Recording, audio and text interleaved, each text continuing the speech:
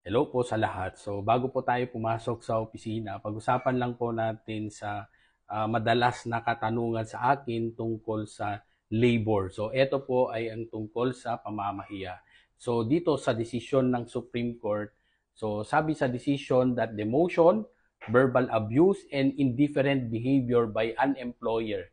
So hindi naman kailangan na yung employer nyo mismo ang binabanggit dito, kundi pwede rin yung mga representatives ng inyong employer. Like for example, yung inyong manager or yung kapwa nyo empleyado na gumagawa ng verbal abuse or indifferent behavior that forces you to resign would constitute constructive illegal dismissal. So, ano bang nangyayari sa constructive illegal dismissal? So, this happens when the employer creates an unbearable working conditions that you as the employee feels forced to resign. So, mapipilitan kang mag-resign sa inyong trabaho. So, dito sa decision na to is outline na lang natin. Okay? So, pasensya na kayo kung pinagpapawisan ko kasi mainit. So, hina-highlight lang dito sa decision na to that actions demonstrating extreme dislike and hostile behavior such as demotion, uttering insulting words, and apathetic behavior towards another employee constitute constructive illegal dismissal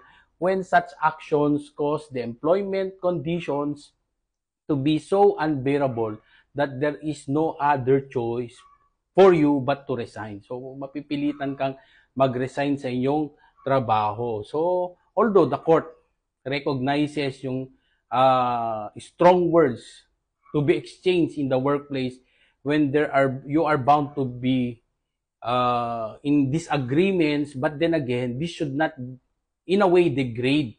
Hindi yung nakakapagpababa. Di ba meron din tayong awayan sa opisina na merong tagtataasan ng boses. But then again, this should not degrade. Yun ang pinupunto ng ating Supreme Court. Okay, should not degrade or nakapagpababa ng dignidad ng isang empleyado to avoid a hostile working environment. So, yun lang ang ina-highlight natin. So, ang tanong na rin ng karamihan sa atin is that, bakit kailangan nating i-identify na yung ginawa ng isang employer ay isang form of constructive legal dismissal? Kasi po, kung kayo po ay kusang nag-resign sa inyong trabaho, so wala po kayong matatanggap na separation pay, or kung tinanggal po kayo, wala ring chance ng tinatawag nating reinstatement.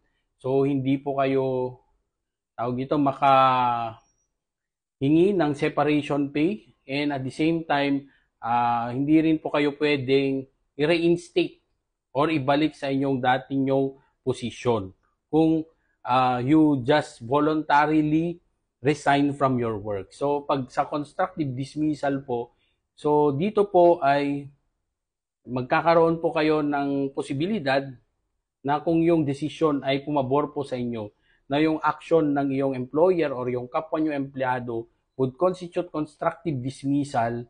So, ibig lang sabihin na kayo po ay pwede pong pabalikin or pwede po kayong bayaran ng tinatawag nating separation pay. So, Attorney Kid Castro po, panatag ang loob ng taong may alam. Hanggang sa muli.